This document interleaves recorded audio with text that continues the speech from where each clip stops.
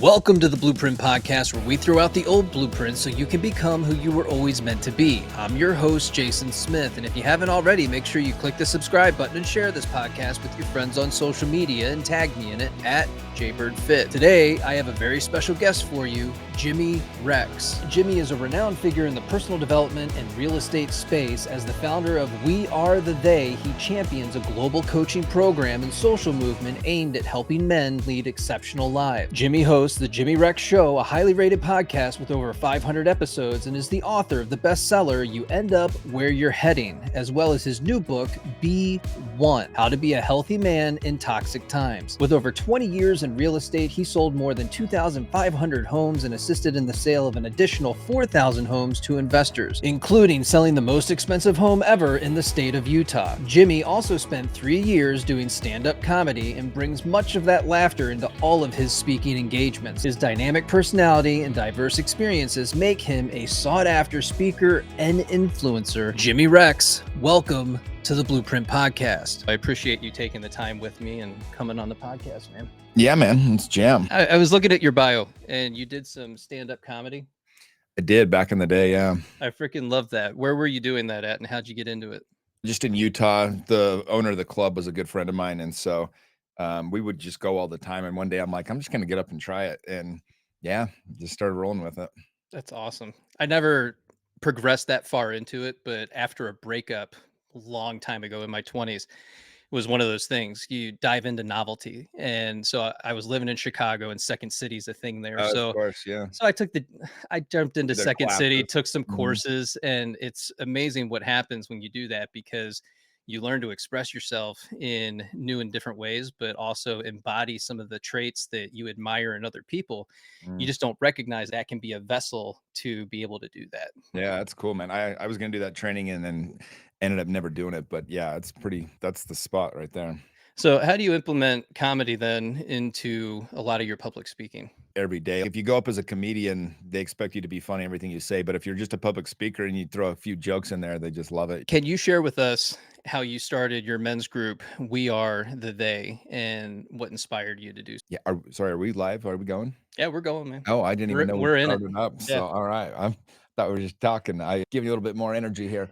Yeah, man, no, we're the day I started up. It was funny, I was a real estate agent for 17, 18 years and had hit the peak of my career, and about 5 years ago, I sold the most expensive home ever in Utah, and I was the number 1 agent in my state that year, and just had a lot of good things happening with real estate, but it was a little bit unfulfilling, and so I started just playing with these ideas. I had this thought, like, "I think you need to do something more impactful." And so I just started thinking like, all right, what would I do if I didn't? That was my whole identity, was being a realtor. And so it was like, if I didn't do this, what would I do instead? And ultimately that led me to look at who reaches out to me. What are they wanting help with? What do they ask for coaching advice on? And the thing that, again, that I got more than anything was people would say, where do I find a group of friends like you guys have? Yeah. And I knew I was good at building community. I was always helping my friends connect on a deep level. And so that's why I was like, oh, that's my superpower. That's the thing that I do the best. And so I just took all these different things that I'd learned over the years, all these examples and events and activities that I had planned, and I threw it all into this program. And I knew at worst I'd be able to help people connect and meet new friends. And so that's what we did. And we really put an angle on this, or a spin on this, to help men come into integrity and be vulnerable and be able to talk about what's really going on. And I tried to form like what group could my dad use? Like, he was a great man. He did have his issues and things that would happen. And a lot of the times it was because he never had a place to express his feelings or talk about some of those things. And so I said, what if I could create that with this? And that's how we came about with We Are the They. That's how it first started, in that first group of 50 guys. I'd been a part of a million other masterminds and networking groups, and I knew really the best number was of that 50 people in a group. Like around 50, you still have the close connections. You really feel like it's a brotherhood. You start getting much bigger than that, it starts to be hard to remember names, and you don't get as much one-on-one time. And so that's why I formed that original group with 50 guys. And then from there, I launch a new group every 6 months. And then we started the tribe, which is really one of my favorite things. Is it's like more of a just for people that don't have as much time, or maybe the financial commitment for the main program, it allows them to have community as well, and have this spot where they still learn all the lessons, and they really get to meet a bunch of new people, like a very much like a networking group on steroids. And so, yeah, that's how we started growing this. And we're almost to about 500 total guys now been through the program. And how did you settle on the name We Are the They or what? Yeah, about 6, 7 years ago, I used to go undercover with this group here in Utah. We'd go to foreign countries and help rescue kids that were being sex trafficked. And I came back from one of the ops. It was a super dangerous one in Latin America. And my girlfriend at the time, she picked me up at the airport and in my truck, and I started telling her all about the op, and it was a pretty dangerous one. This was, I think at the time, it was like my third or fourth time going to do it. This particular one, though, got pretty gnarly. And as I'm telling her the story and the rescue and everything, she pulls over the truck and she's, "Hey, I don't know if I want you to do this anymore." And I was like, "What are you talking about? Did you not just hear the story I just told?" And she's, "No, but it's super dangerous and it's a bad environment." And I was like, "Well, yeah, this is gonna be like part of my life's mission now." And she said to me, she says, "Why can't they just go do it?" And without thinking, I said, "There is no they. We are the they." And when I said that, I was like, "Oh, damn, that's a good motto for life." As people are always like, "Oh, they need to do something about this," or "I wish they would change this."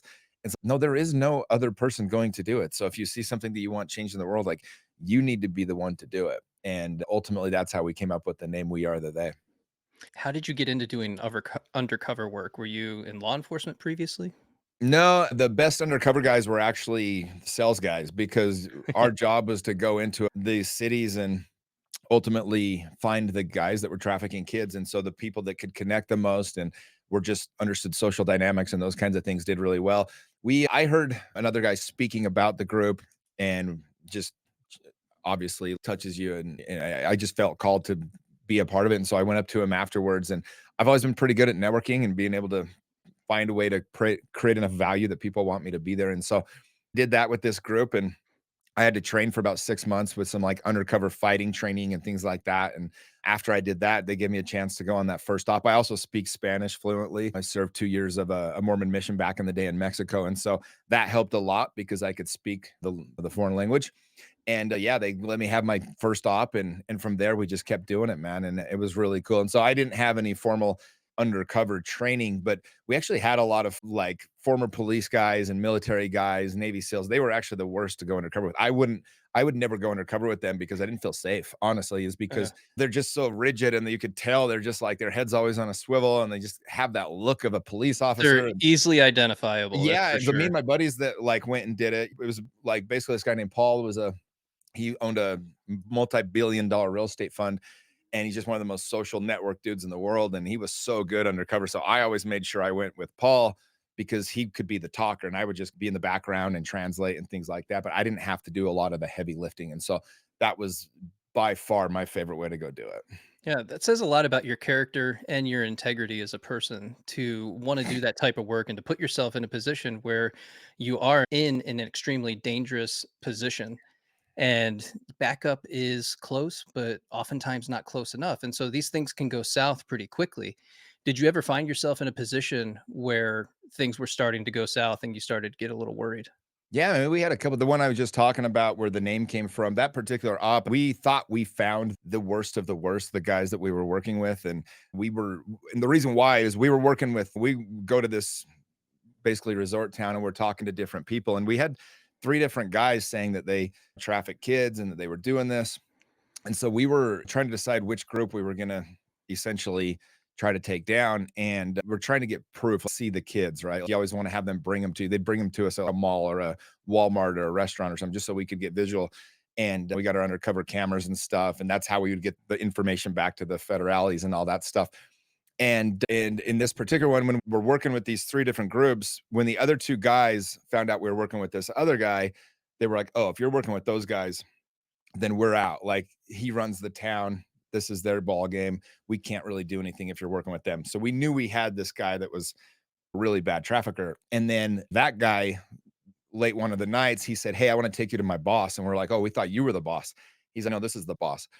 And it was like, "Oh shit. Okay." And so we ended up meeting with this guy, and it was like in an alleyway off of the main drag, and we could tell they had like a perimeter set. They had guys with guns on both sides of this alleyway. And if there was at any moment they had suspected we were anything than what we said, we were dead.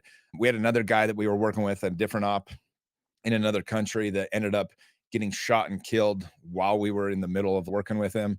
We had another time in Tijuana, actually, which is like the scariest place we ever did it. But we found ourselves in just a really bad spot with these traffickers. We were in this hotel that had no exit, no windows, and that was like our meeting spot. And the guy that was over all of us as far as making sure we were going to be safe, he was like, guys, we got to get out of here. This is a death zone. And we got out of there. We ended up actually getting arrested by the local police in that op. But crazy stuff, man. There was 3 or 4 times where it was a little touch and go. It was funny probably about 4 years ago. I think I went on my last op, maybe 3 years ago. And I remember I just was like, I've done this. Like, this has ran its course. I don't feel like I need to do this anymore. And that was it. I retired from doing that several years ago because it was a little dangerous. I was like, it hit home. I was like, this only has to go south one time and we're dead. And so I quit doing it a couple years ago. But it didn't stop your desire for service. And so you have that conversation with your girlfriend. We are the they. How long did it take you after that to start to build out the community? And what did that implementation process actually look like for you? Yeah, originally I didn't know what I was gonna do with it. I got the tattoo on my arm when I came up with the logo or the motto for my life, but I didn't really Yeah, plan on doing anything with it. And then it was after I sold that big expensive house in Utah. It was the most expensive home ever. It's $32.5 million house, and I got a seven congratulations, by the figure. way. Thanks. Yeah, no, I got a seven-figure check in half a day's work, but it just wasn't.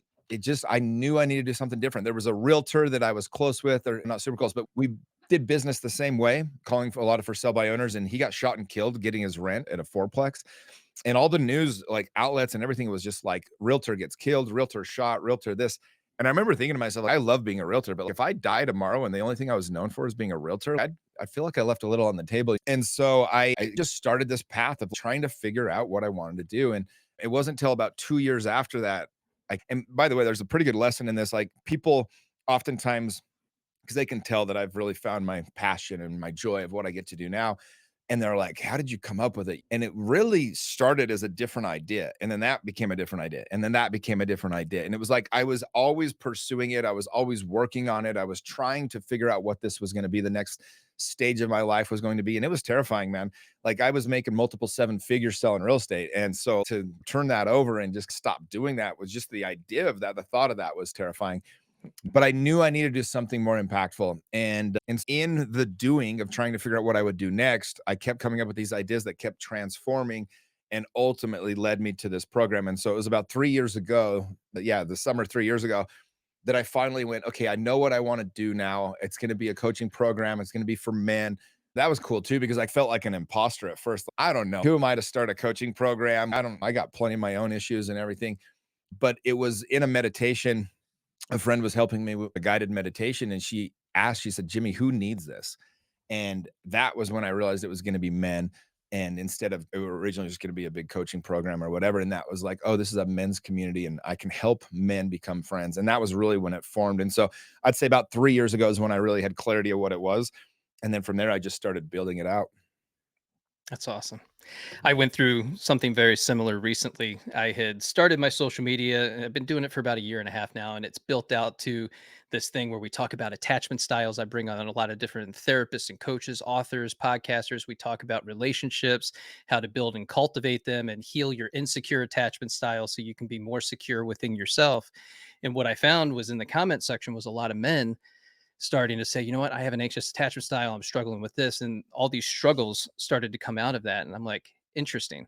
Didn't expect that from what I created. And Mm. now here we are. Then that transitioned into what's on my shirt, the Antara Society that I built out in January. And so I'm asking these questions because I too felt that experience of who am I? I'm a former police officer. What do I have to give in this experience to other people? Where can I lead them? What can I show them is possible for them when I'm still very much in this process of creating and building these things out? So I'm Yeah. curious, what are some of the challenges that you've faced with the creation of your men's group?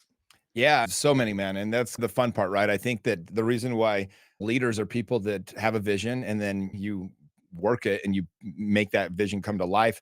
But in that, there's a lot of messiness and there's a lot of things that happen. And one of my things I didn't see coming was a lot of the wives and girlfriends originally were feeling left out. And so there was a little bit of pushback there, a little bit of jealousy, a little bit of just, hey, wait, well, my husband's now spending all this time with all these guys away from our family. And I started going at the time, there wasn't really any women's groups here locally, at least that I knew of to send them to. And so I tried to do a women's group and put my heart into it. But it honestly, I hired one of my mentors, a woman that is a brilliant one-on-one coach, but she'd never done anything like that either. And it just never became what I wanted it to. So I had to end up shutting that down. My one-on-one coach and mentor is Ed Milet, and he had the idea. He said, "Hey man, I really think you should do something for kids. Nobody's doing it, nobody's touching it." So we ran a next gen program for the youth and ran that for a full year. And it was awesome as well. But again, I realized like we can do anything, but we can't do everything. And I was getting stretched too thin. Last year, to give you an idea, I did 34 weekends. I was running some kind of event. It was just way too much because I'm working my day job Monday through Thursday, Monday through Friday. And then I've got to work basically 2 out of 3 weekends I was working as well. So just so much time and effort. And I was starting to get burned out a little bit. So I had to turn that over to a friend that I trust and do away with that. And then you start learning on scaling. It was like when I launched my original group, my hope was to get 50 guys to do this program. It's a 2-year program. And I had 147 people apply in 8 hours.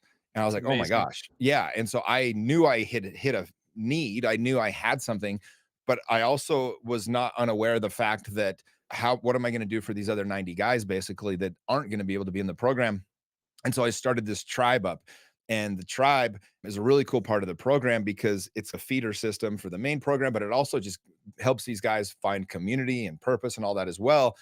But then there's been a lot of challenges with the tribe because it's not the leadership program, and it's just you're just always constantly shifting and changing things. And I've tried a lot of stuff that worked and some stuff that didn't work. I've brought guests on where at the end of the call we're all like, what the hell is that? And I'm like, I don't know, their social media was really good. I thought they were gonna do. I remember I brought this one lady on, we were talking about health, and all of her stuff on social media is brilliant. I think she's a brilliant human.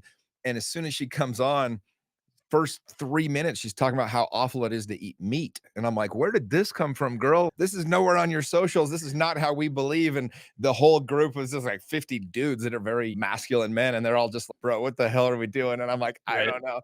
So it's been fun because I give myself a lot of grace. I always pay attention to what I'm doing. Like the effort in is where I get my reward. And so a lot of people focus on the result, and that's where they feel the reward or not. And that's not how I look at stuff. I don't look at how it ends up. I look at how was my intention? How hard did I work on this? How much did I put into this? And that's what means so much to me. And so the guys know that too. So they give me a lot of grace, man. We've had so many things happen that it's just funny to us. Like we tried to do this drum circle one time that was the biggest disaster of all time. And I brought this What are you, Aubrey Marcus? Come on. dude, it was yeah, no, and I brought a lady in to do some shadow work with the guys, and that was an even bigger disaster. Dakota's sitting next to me, our podcast director. He was there. He's smiling a little bit. And so you try these different things, and sometimes they work and sometimes they don't. But like and Ed says this all the time. He says the most successful people I know are just willing to take action, not knowing if it's going to work. And I think that's the key is you don't have to everything doesn't have to work. I learned this at a young age. I tried all these businesses when I was young. It was interesting. I was 21 years old. I started a TV show and I went for 2 years. I ended up becoming the number one show on KJazz, our local station here in Utah on Sunday nights. But I was losing money. Nobody actually knew that. I was paying everybody else and I was doing all the sponsorship and I was the host and I was the producer and the director. And it was crazy, but like I ended up losing money. But to the world, it was like, oh my gosh, look what Jimmy just went and did. And then I started a meat company. It was the same thing. It's like my partner ended up stealing all my money. It was a disaster. But on the outside, everyone just said, dude, look at Jimmy. He's got this on meat company. He's got all these sales guys going out. Like, good for him. And so I started seeing, I'm like, wait, like it it doesn't necessarily have to be this huge financial thing. I don't have to have a company that survives 30 years for this to be a success. Like I saw how much it helped me just by doing it, even if I lost money, even if it didn't work out the way I want to. And I've probably thrown over 200 parties or events in my life.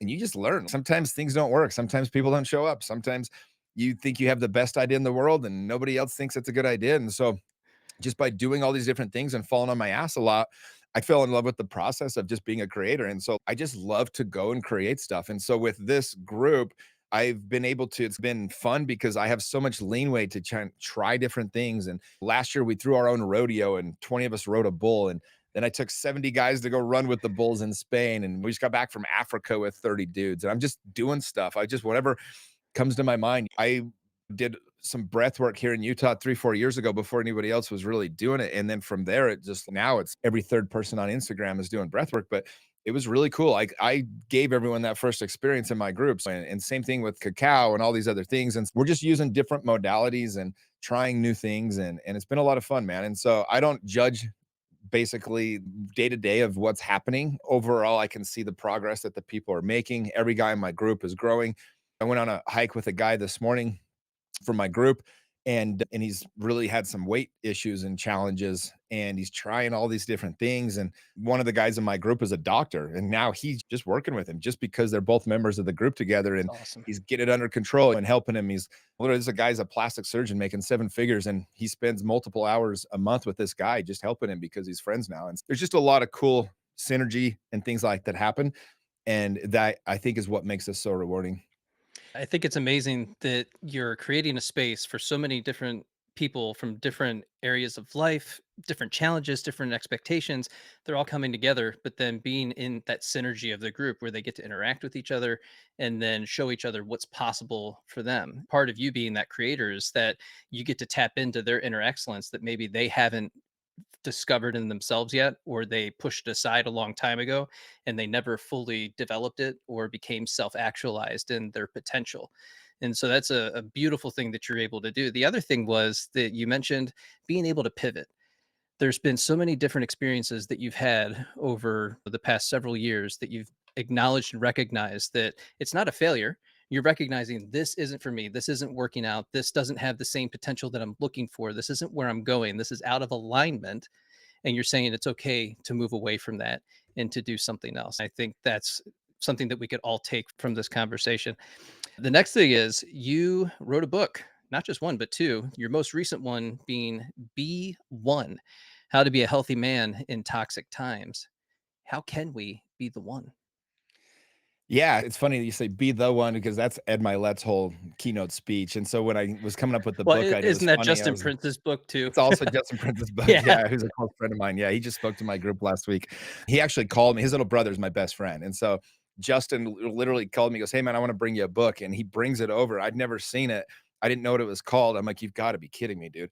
I pulled up my book. It was the cover looked the exact same, and mine's Be One and his is Be the One. We both just laughed. I was like, "I'll change mine a little bit, bro." Like we like to think that we're helping each other push sales when people think they're buying the other books. Yeah, man. When I started working with Ed again, he said, "Man, we got to get this information to the masses. We've got to be able to get what you guys are doing, how you're helping men reconnect to themselves and each other and all these different things. Like we have to be able to get that to the masses." And so he said, "You got to write a book."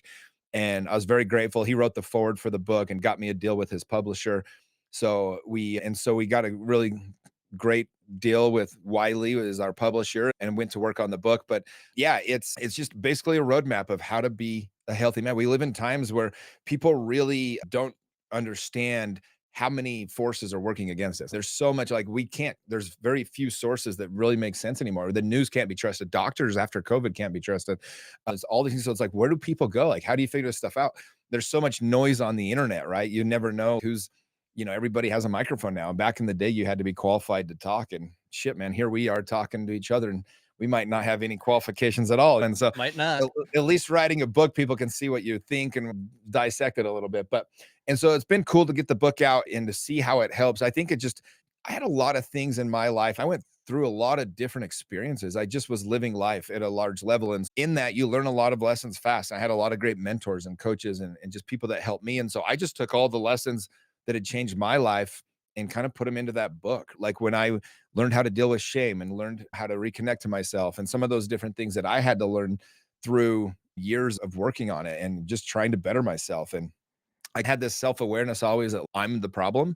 And so I was always looking for the solution, which is a absolute superpower because it forced me to go and just always looking for more answers. Read over 500 books on self-development and just did all these different things. And so, yeah, that's the book is what it's all about. It talks about how to create really deep friendships, talks about all the types of things, what it is to be healthy. A lot of times people think it's a health issue, and it's a more of an emotional issue than a physical issue when you have some kind of health problem. And it's talking about that. And I think a lot of the mistakes that people make today, men especially, is we try to mask whatever's happening to feel better in that moment, whether that is putting on the mask of comedy or athleticism or even more destructive things like numbing it out with alcohol or drugs or pornography or whatever it might be, or just all these different vices that are out there, even like fantasy football, all these things that inherently aren't necessarily bad or evil, but when we're using them to mask or to block feeling a certain emotions, it keeps us from being connected to ourselves. And I talk about the key here is to feel more, not to feel better, and talk about how we can do that and some of those things, and how having deep,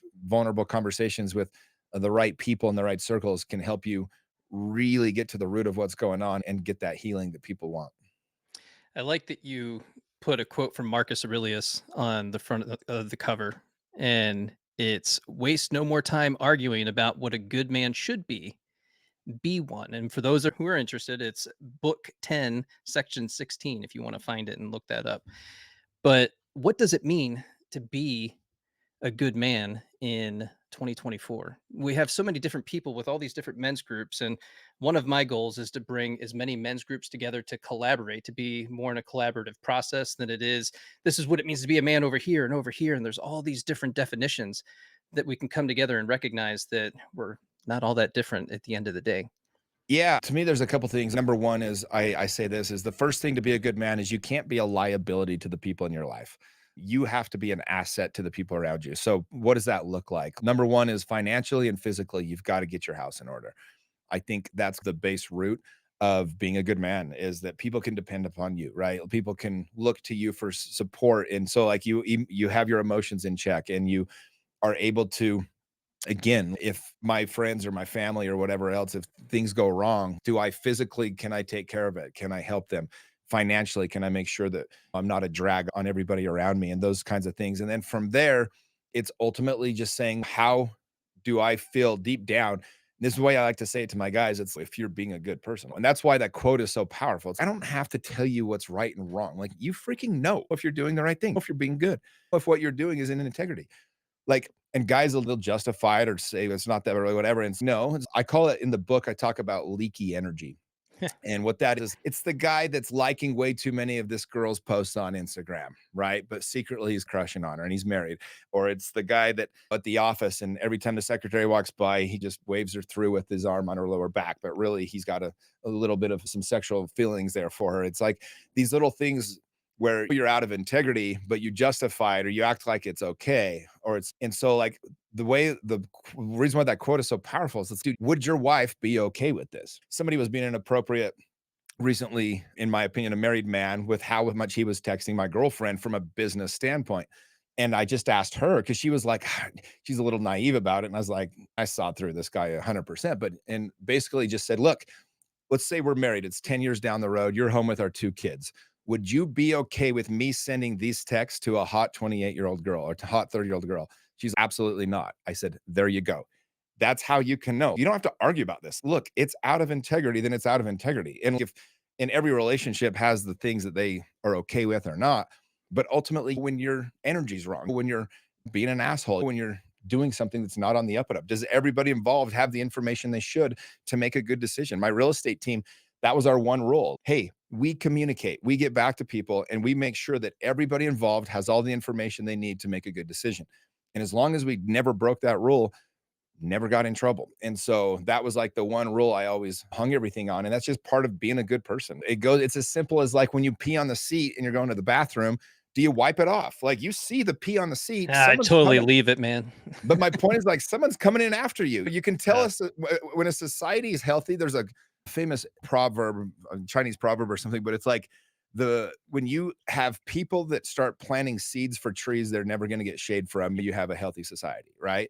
And so that's what it's about. It's look, people are never going to see you do this. You're never going to get any credit for this, but do the good thing anyway. Like just be a good person. Show up in a way that like you even though it'll never benefit you, but will benefit somebody after you, then do it. And in a similar vein, what does it mean to be a good friend? Oh, I love that one. I talk about I think where people get in trouble with friendship is they want all friendships to mean the same thing and they just don't. Uh, And I talk about this in the book. There's basically three types of friendships. There's essentially friendships of utility. Like I benefit your life, you benefit mine. Probably some kind of business thing, whatever that might be. And then there's friendships of entertainment, basically, like friendships of it's just for fun. Like we go out to parties, we see each other, we're in the scene together. And then there's friendships of the good. And that's like where we're calling each other to a higher level. Like we care enough about you to be honest about what in your life works and doesn't. And I'm not afraid to lose you as a friend if it means I can help you have a better life. And so we're calling each other always to be better, to want more for each other. I give an example in the documentary we made. If you go to my YouTube page, I did a little documentary about We Are the They in one of my events. And I tell a story about one of my friends.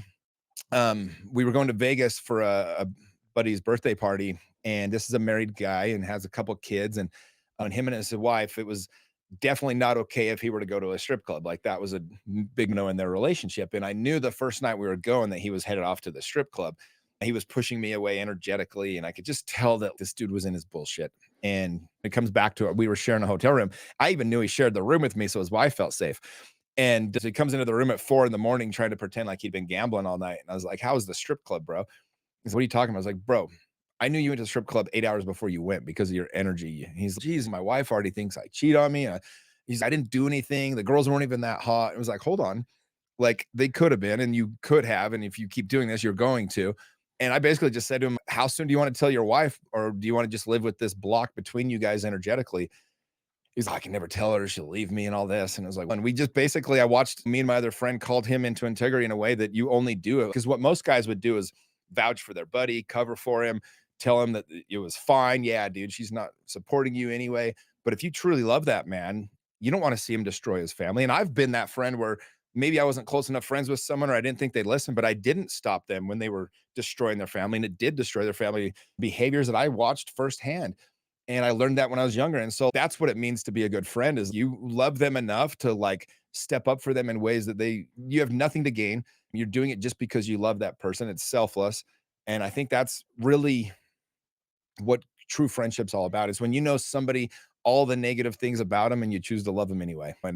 But also being able to be a good friend means that you have boundaries and you make sure that you're supporting each other and you show up for each other and you let each other know when you need each other and stuff like that.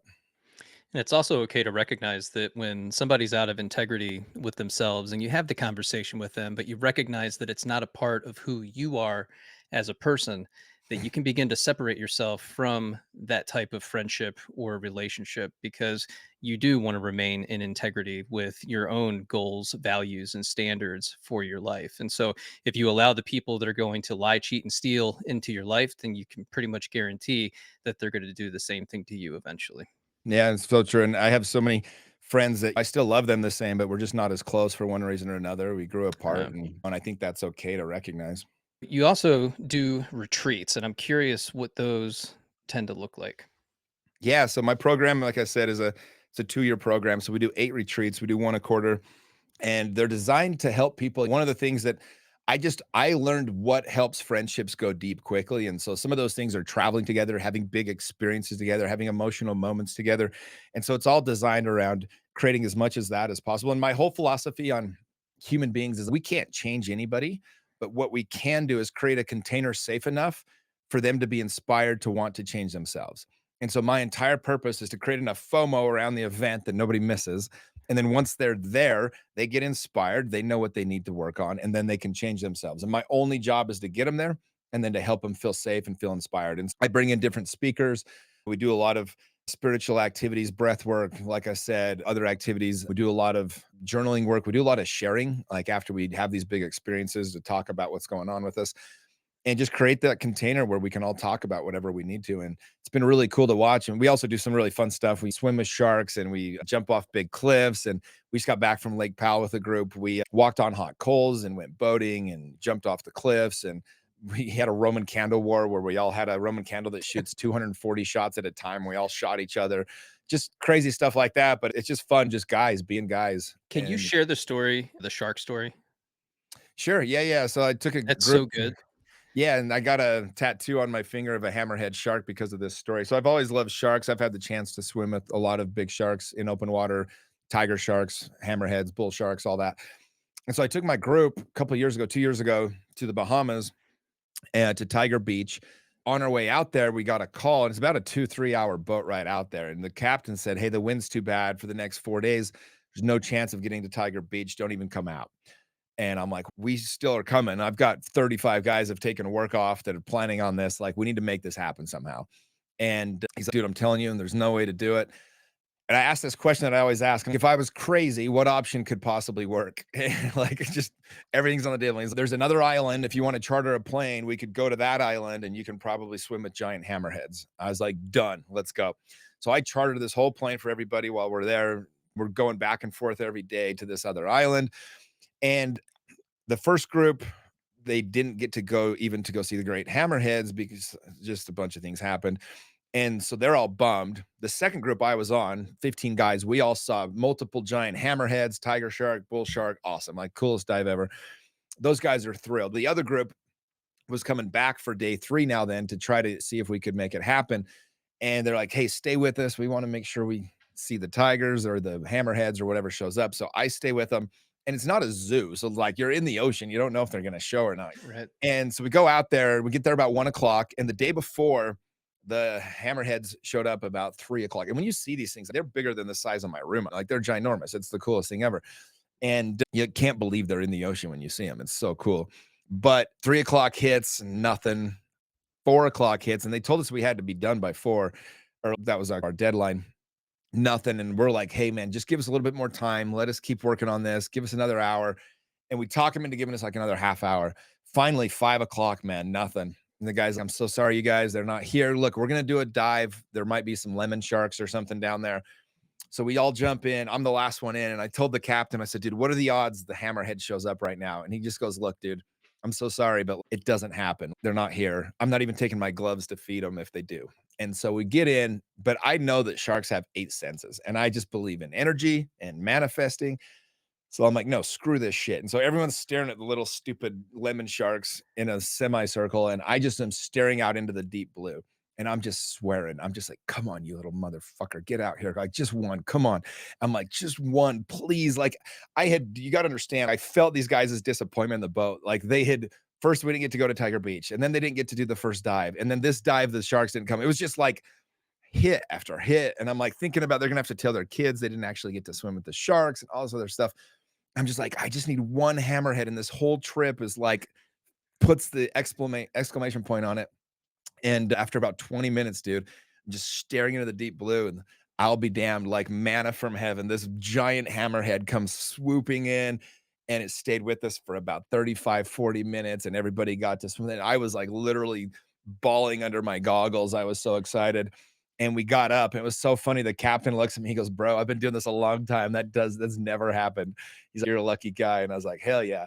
And anyway, but it was just one of those things that just taught me, man, like, we can manifest stuff. And I believe that I manifested it. I don't care if anyone else does, but that hammerhead showed up, and somewhere he heard the signal of like, all right, I'm gonna go see what this dude's all about, why he's calling me in here. So yeah, man, it was really dope. And just get the guys that experience. And I think my favorite compliment I get from the guys is that I over deliver always. I'm obsessed with creating value and making sure that I follow through with creating enough value for the men. So it was pretty awesome.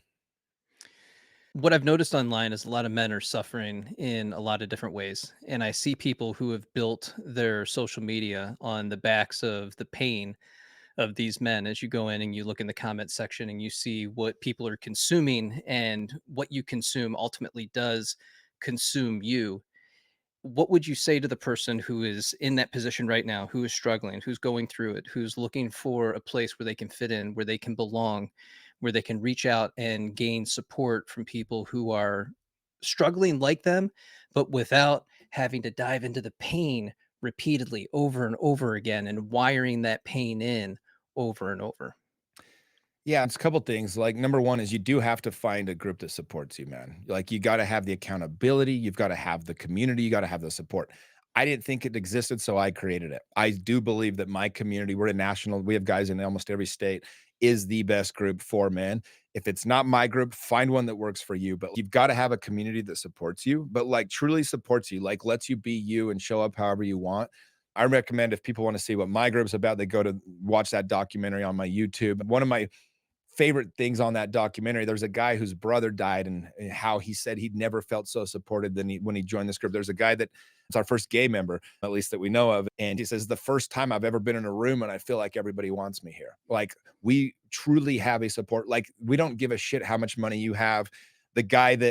We had a guy that flew in our first event on his private jet, and the house was full of beds were full. So he had to sleep on the couch. It's like, nobody really gives a shit how you show up in this group. It's true. But you want to find a community that'll accept you as you are, but that inspires you and encourages you and holds you accountable, becoming a better version of yourself.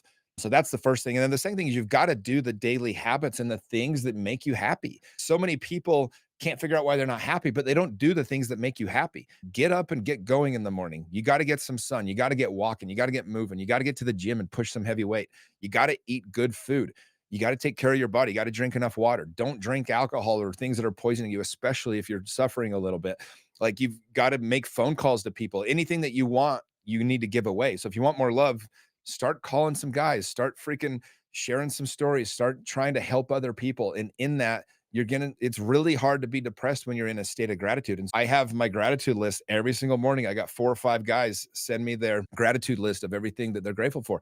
Our mind is searching for what's going wrong. And so when you're in a state of depression, a lot of times, or you're just down, you're just seeing everything that's wrong. And whatever you focus on is what you're going to feel. And so doing those gratitudes just changes the game for you. So you can start looking at what's going right, what's actually working for you. And that's the power of being able to, again, be around other positive people, like our group of friends. Like, if your life's falling apart, we're there for you, but we're not going to let you live there. We're going to hear it out. We're going to talk about it, and then we're going to help support you as you build it back up. And so that's, I think, to anybody that's out there that's suffering a little bit, like, find a tribe, find a group that really is going to be able to support you, that has your back, and that allows you to openly share things that, it's a safe container, but at the same time is going to encourage you to be more. Is there a question after your 500 episodes that I should have asked you, but I didn't? I don't think so, man. You're prepared. It was a good interview. I always say the best podcasts just feel like a conversation between two people chatting, and that's what, to me. And I don't think so, man. I'm not one of those guys that throws in that one question every time in the podcast. People always ask Right. questions like, if you could go back and talk to your younger What's your self? spirit animal? Yeah. Yeah, whatever. At the end of the day, man, hopefully some people took something away from this. I think what you're doing is awesome. I love the mission of bringing the different men together. And because there is a lot of noise out there, but I believe that there's different groups for different people, and find the person that you want to be like, or that inspires you, and go find ways to be around them. If that's their group, or if they coach, or whatever that is, if they have a book, like, that's the way to do it. And you're going to be able to collapse time and get to be more like that version of yourself you're trying to be, by being around people that are already there. Absolutely. Jimmy Rex, tell people how to reach you and to get your book and watch your documentary. Yeah, my Instagram, Mr. Jimmy Rex. That's where I put everything. Basically, that's the best way to get a hold of me. Give me a follow if you have any questions. I answer my own DMs. Happy to help any way I can. But then, yeah, my podcast is The Jimmy Rex Show, and have amazing guests. I just interviewed Rob O'Neill, who killed Osama bin Laden. I just interviewed Jerry West a couple months ago before he passed away. I got a lot of amazing guests and people on that. Ed Milet, Lewis Howes, Grant Cardone. Yeah, you get everybody. Yeah, it's fun, man. And I think that's the best way to figure out. If you want to find out more what I'm about, that's the place to check me out. And be sure to get his book, B1. It is everything that Ed Milet said that it is, and I think you're going to get a lot of value from it. Jimmy, you, man. Thanks for being here. Thank you. Take care, man. If you enjoyed today's episode, please leave us a rating and review on Apple Podcasts, Spotify, or your favorite podcast platform. Your reviews help us reach more people and bring on amazing guests like Jimmy. Don't forget to subscribe to the Blueprint Podcast so you never miss an episode. Share this podcast with your friends and family and others who might benefit from these powerful conversations. Thank you for tuning in, and we'll catch you next time on the Blueprint Podcast.